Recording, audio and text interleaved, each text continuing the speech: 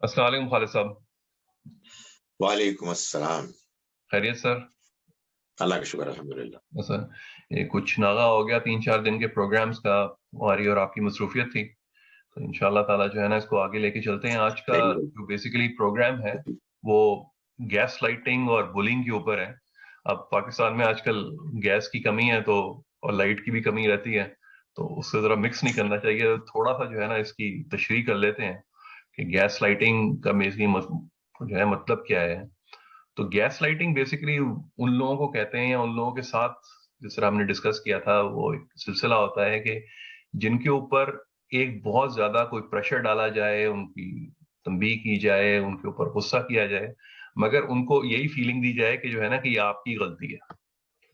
और घरों के अंदर, माशरे के अंदर जो है ये गैस लाइटिंग जो है, ये एक एक्सेप्टेड फैक्ट हो गया है कि अगर आपके ऊपर जो है जुल्म हो रहा है और आपको फीलिंग भी ये दी जा रही है कि हाँ ये बिल्कुल ठीक हो रहा है, होना भी ऐसे चाहिए था, तो यहाँ से शुरू करते हैं। खालिद साहब please just take it over please on that. देखिए हमारे माशरे में ये बहुत ज्यादा आपने सही फरमाया, और हम इसको देखते हैं बहुत से लेवल्स पर। माशरे के लेवल पर आमतौर पर फैमिलीज में होता है कि कोई कमजोर मेंबर ऑफ द फैमिली, बाज औक़ात वो बेटा होता है, बाज औक़ात बेटी होती है, बाज औक़ात वो बहू होती है, क्वाइट ऑफन बेचारे मुलाजिम होते हैं। अ, कोई एरोगेंट सरफिरा कोई सरबराह होता है। वो बाप भी हो सकता है, माँ भी हो सकती है, हेड ऑफ द फैमिली, और वो अपने गुस्से का इजहार करते रहते हैं और अपने एरोगेंस को इस तरह से अनलीश करते हैं कि दूसरा शख्स महसूस करता है कि मैं तो बिल्कुल बेहैसियत इंसान हूँ, मेरी सोच बिल्कुल कोई वक़्त नहीं रखती है, मेरी शख्सियत की कोई अहमियत नहीं है। ये खुद एक बहुत सीरियस प्रॉब्लम है और ज़ाहिर है कि इसको एड्रेस करने की बड़ी ज़रूरत है, और माहिरीन नफ्सियात इसको एड्रेस करते भी हैं, लेकिन पाकिस्तान में बहुत कम केसेस रिपोर्ट होते हैं, इसलिए कि हमारे यहाँ फैमिलीज के लेवल पर इसको बड़ा सीक्रेट रखा जाता है। जो बेचारा इसका विक्टिम होता है वो बात भी नहीं कर सकता किसी और से, करेगा तो मजीद जाहिर है कि गुस्से और इंटिमिडेशन का शिकार होगा। लेकिन शायद जिस पहलू को हम ज्यादा डिस्कस हमें करना चाहिए हमारे माशरे में, वो मजहबी सतह पर जो इस रवैये का मुजाहरा होता है कि जिसमें आप किसी एक फर्द को या एक ग्रुप को you know, वो का शिकार हो जाते हैं। मालूम होता है कि दूसरों को ये बताया जा रहा है कि उनकी कोई हैसियत नहीं है, उनकी सोच जो है वो इस काबिल नहीं है कि उसको कोई अहमियत दी जाए, और लोगों को बताया जाता है कि जो बात उनको समझाई जा रही है या उनको मानने के लिए फोर्स किया जा रहा है वो सही है, और जो कुछ आप मान रहे हैं वो बिल्कुल गलत है। इसका मुजाहिरा मिसाल के तौर पर हमारे यहाँ माइनॉरिटीज के साथ भी होता है, और जो लोग अपने आप को मुसलमान करार देते हैं लेकिन आम मुसलमानों से उनके नजरियात मुख्तलिफ हैं, जी उनको तो खास तौर पर इसका निशाना बनाया जाता है, और वो इतना ज्यादा है कि मालूम होता है कि पूरा मुआशरा उस पर मुत्तफिक है। जाहिर है कि हम इस वक्त किसी मजहबी गिरोह के सही ख्यालात या गलत ख्यालात की बात नहीं कर रहे, हम एक माशरती प्रॉब्लम की बात कर रहे हैं जो हमारी सोसाइटी में है। एंड लेट्स फेस इट, मैं जाती तौर पर अहमदी नुक्ता नजर से बिल्कुल इख्तलाफ करता हूँ। मेरे नजदीक उनकी बातों को डिस्कस करके बताया जा सकता है कि उसमें क्या खामियां है, लेकिन ये हकीकत है, हक पसंदी का ये तकाजा है कि इस बात को बयान किया जाए कि जिस शिद्दत के साथ गैस लाइटिंग का मुकाबला किया गया है, अहमदियों की जानिब से मुकाबला किया गया है, या कहिए कि वो उन्होंने इस प्रॉब्लम को फेस किया है, शायद दूसरी मिसाल हमें नहीं मिलती। और इसकी वजह क्या है? वेल, इसकी वजह वही हमारे यहाँ जो एक मजहब के बारे में लोगों का नुक्ता नजर, जिसके बारे में उनका एक यकीन है कि हमारी बात सही है और दूसरे की बात गलत है, और जिसकी बात गलत है वो मुजरिम है, جی وہ کم اس خاندان میں پیدا کیوں ہوا, اس نے وہ نقطۂ نظر کیوں اختیار کیا, وہ ہمارے معاشرے میں ناسور ہے. اتنی شدت ہوتی ہے. آپ اس کے فیکٹرز عوامی پوچھیں گے تو وہ بھی میں ڈسکس کر لوں گا, لیکن اس وقت تو میں صرف یہ بتا رہا ہوں کہ ہمارے معاشرے میں اس کی پریزنس ہے اور اس کی بعض نمایاں مثالیں بھی موجود ہیں. اس کے سائیکولوجیکل افیکٹ جو ہے, جو اس میں بتایا کہ وہ جس کے اوپر گیس لائٹنگ کا اثر ہو رہا ہوتا ہے, at a certain point of time جو ہے وہ اس چیز کو ایکسیپٹ کر لیتا ہے کہ ہاں یہ میری غلطی ہے, میرے ساتھ یہ ہونا چاہیے تھا, اور اس کا بہت لانگ ٹرم افیکٹ بھی ہوتا ہے. اب اس کے اوپر جو ہے 2 پوائنٹس میں نے دیکھے تھے اپنی پر ریسرچ کرتے ہوئے. میں نے کہا تھا کہ ایک صاحب ہیں جین شارٹ, انہوں نے ایک کتاب لکھی تھی فرام ڈکٹیٹرشپ ٹو ڈیموکریسی, جس کے اندر بیسیکلی انہوں نے اسٹیپس بیان کیے تھے کہ جو ہے کس طرح سے آپ جو ہے نان وائلنٹ طریقے سے انڈیویجول اور ایون نیشن اسٹیٹس کے اوپر, اگر آپ کے اوپر جو ہے ایک کسی قطغن لگی ہوئی ہے, اور گھروں کے اندر بھی جو ہے آپ کے ڈکٹیٹرشپس ہوتی ہیں, معاشرے میں بھی ہوتی ہیں, ملکوں میں بھی ہوتی ہیں, اور اس کتاب کو استعمال کیا گیا تھا بہت سارے ممالک میں جہاں پہ ڈکٹیٹرشپس تھیں اور سخت قسم کی ڈکٹیٹرشپس تھیں, ان کو ختم کرنے کے لیے نان وائلنٹ طریقے سے. اور اس کا ایک انہوں نے مثال دی تھی نیلسن منڈیلا کی, کہ وہ وائلنس کی وجہ سے جیل گئے تھے, اور اس کے بعد جب وہ واپس آئے تھے تو انہوں نے اس کو انٹرنلائز کیا تھا کہ کام ایسے نہیں ہوگا, اور وہ ایک نان وائلنٹ ہیرو کی طرح باہر آئے تھے. تو آپ اگر اس کو کسی طرح انٹرنلائز کر لیجئے تو پھر you are able to find a solution. مگر اگر آپ کانسٹنٹلی اس ماحول میں رہتے ہیں تو جس طرح نیلسن منڈیلا کا جیل جانا بہتر تھا, ورنہ وہ چینج نہ ہوتے. تو اس کے لیے جو ہے آئی مین دس از اے پوائنٹ ٹو میک کہ جو ہے یہ ہمارے ہاں انٹرنلائز ہو گیا ہے کہ ہاں جو کچھ ہمارے ساتھ ہو رہا ہے وہ ٹھیک ہو رہا ہے. ایسی بات ہے ڈاکٹر.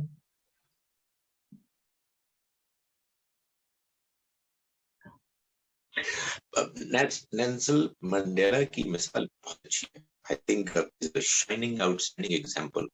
جس طرح سے انہوں نے اپنے ذہن کو بدلا اور پھر اپنے فالوورز کو ایٹ لیسٹ زندگی کی وہ لیڈر تھے انہوں نے بدلا, اور ایک بڑی ٹرانسفارمیشن ہوئی. انفارچونیٹلی کمپلیٹ ٹرانسفارمیشن شاید ہو بھی نہیں سکتی ہے, مگر میرا خیال ہے کہ اچھے ایگزامپلس بڑے ضروری ہوتے ہیں. میں آپ کو بتاؤں, انفارچونیٹلی ہماری اگر سوسائٹی کی آپ بات کریں تو اس میں اچھے ایگزامپلس بے معنی ہیں, خاص طور پر اگر وہ نان مسلمس کی طرف سے آ رہے ہیں, اس لیے کہ نہ ہمارے لوگ ان کو پڑھتے ہیں, نہ سنتے ہیں, نہ ان کو گھاس ڈالتے ہیں. ہمارے معاشرے کا ایک بڑا طبقہ وہ ٹریڈیشنل مسلمان ہے, اور جو اپنے علماء حضرات کی بات سنتے ہیں, اور خاص طور پر یہ جو نظریات ہیں اور جو رویے ہیں ان کو وہیں سے ملتے ہیں. اس لیے میں ہمیشہ لوگوں کو کہتا ہوں, بڑے اچھے لوگ کام کر رہے ہیں, این جی اوز کام کر رہی ہیں ہمارے ہاں ایکسٹریمزم کو اور اس طرح کے رویوں کو ختم کرنے کے لیے. تو میں ان کو سمجھاتا ہوں کہ جناب یہ جو کچھ بھی آپ کر رہے ہیں, کوئی آپ ورک شاپ کر رہے ہیں, کوئی سیمینار کر رہے ہیں, کوئی کانفرنس کر رہے ہیں, اس کو ایک مولوی صاحب آدھے گھنٹے میں اڑا سکتے ہیں اپنی تقریر سے. وہ قرآن کوٹ کریں گے, وہ حدیث کوٹ کریں گے, اور پھر سننے والے محسوس کریں گے کہ یار اللہ تعالیٰ تو ہمیں یہ کہہ رہے ہیں, تو پھر ہم ان دین سے دور لوگوں کے, بے دین لوگوں کی بات کو سنیں.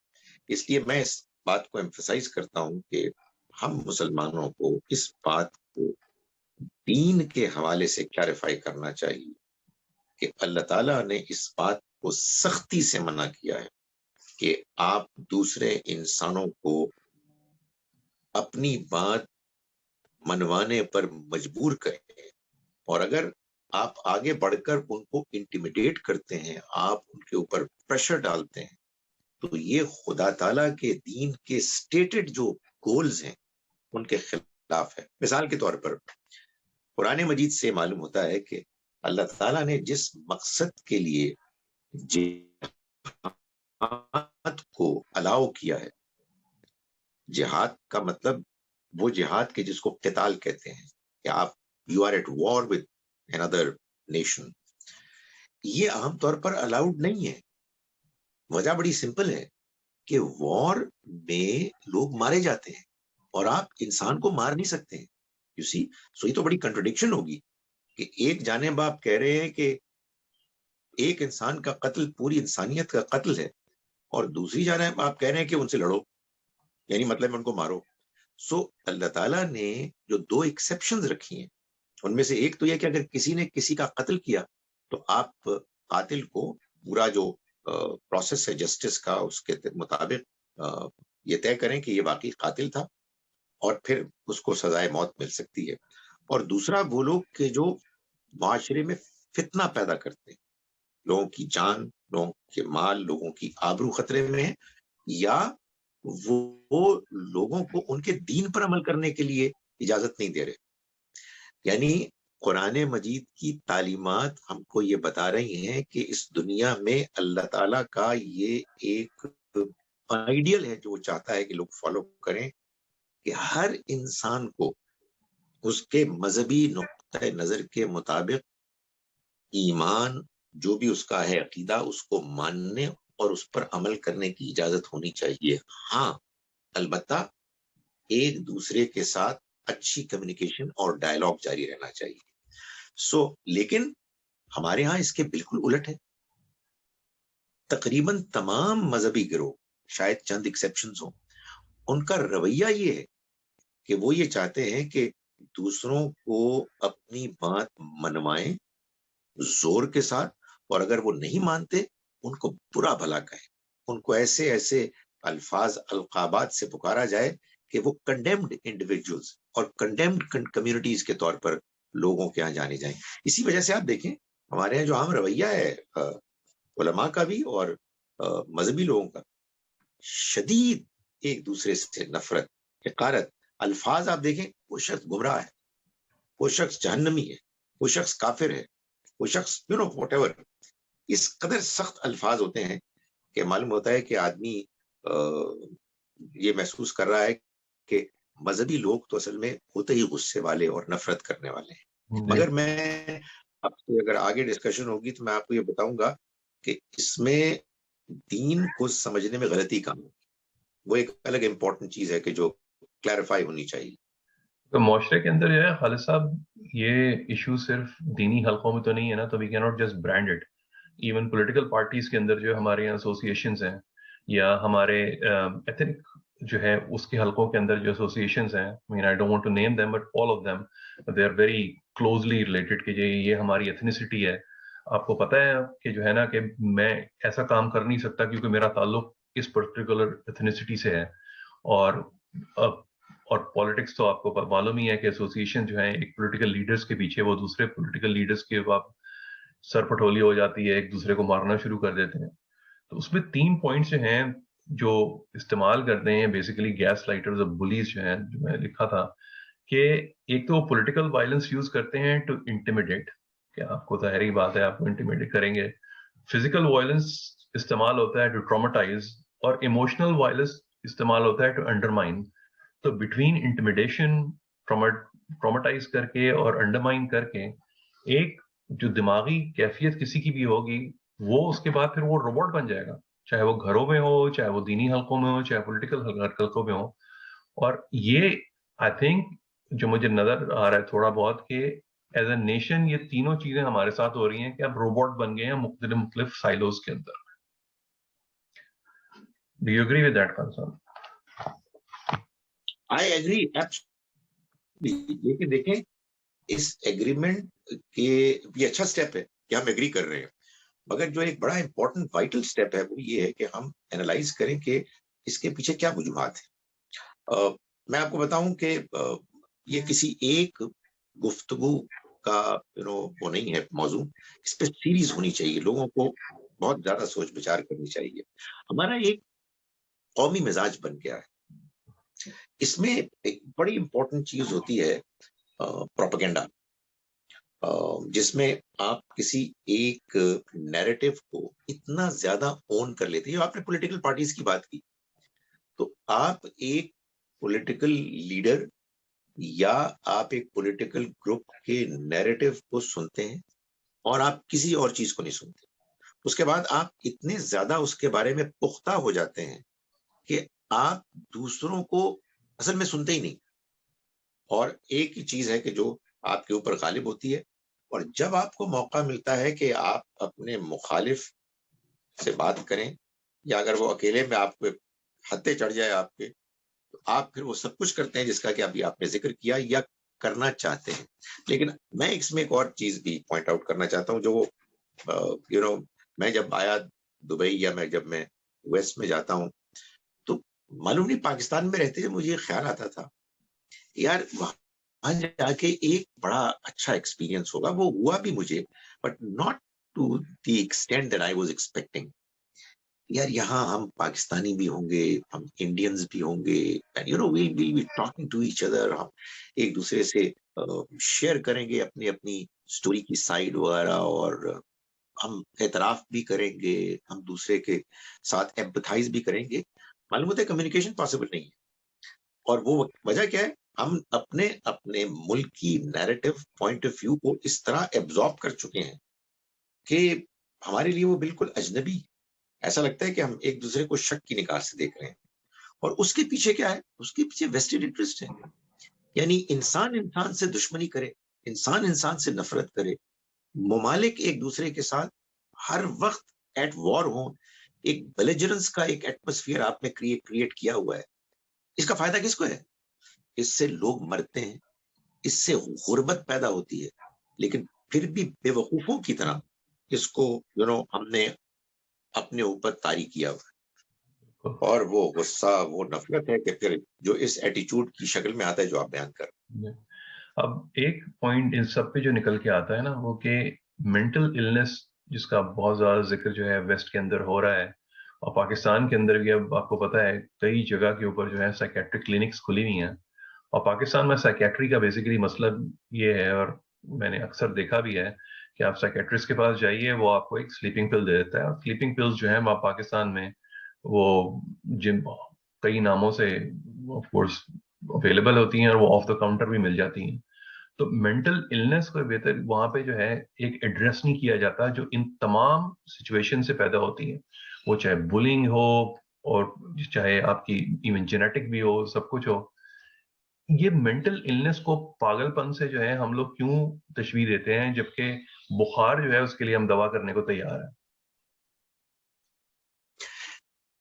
اس کی وجہ سوائے اس کے اور کچھ نہیں ہے کہ ہم لوگوں نے جو ایک اوپینین فارم کیا ہوتا ہے، ہم اس کو چیلنج ہونے نہیں دیتے. ہم دوسرے کی بات سننے کے لیے تیار نہیں ہیں. اور جیسا کہ میں نے پہلے گزارش کی کہ ویسٹ کی وہ پروگریس تو خیر ہم ماننے پر مجبور ہیں کہ جو سائنس اور ٹیکنالوجی میں ہوئی ہے، مگر سوشل سائنسز میں اور اس طرح کے معاملات میں جو سوشل ایشوز ہیں، ہم ان کی بات کو ماننے کے لیے اس لیے تیار نہیں ہے کہ ہمارے ہاں ایک جھوٹا فالس سینس آف سپیریورٹی ہے جس کے نشے میں ہم جی رہے ہیں، اور اس کی وجہ سے وی آر ناٹ اوپن. اسی کا نتیجہ ہے کہ سب سے پہلے تو ہم اس پرابلم کو ماننے کے لیے تیار نہیں جو آج آپ ڈسکس کر رہے ہیں. ہمارے ہاں وہ بہت زیادہ فریکوینٹ ہے، لیکن کیا ہم اس کے لیے تیار ہیں کہ ہم اس کو مانیں اور پھر اس کے سولوشنز کی طرف جائیں؟ جب ہم یہ کام کرنے کے لیے تیار ہوں گے تو ہم ان تمام باتوں کو کہ جو ویسٹ میں انویسٹیگیشنز ہوئی ہیں ہم سنیں گے، آنکھیں بند کر کے نہیں مانیں گے، لیکن بہرحال ایک اوپن مائنڈڈ طریقے سے ہم سیکھنے کی کوشش کریں گے.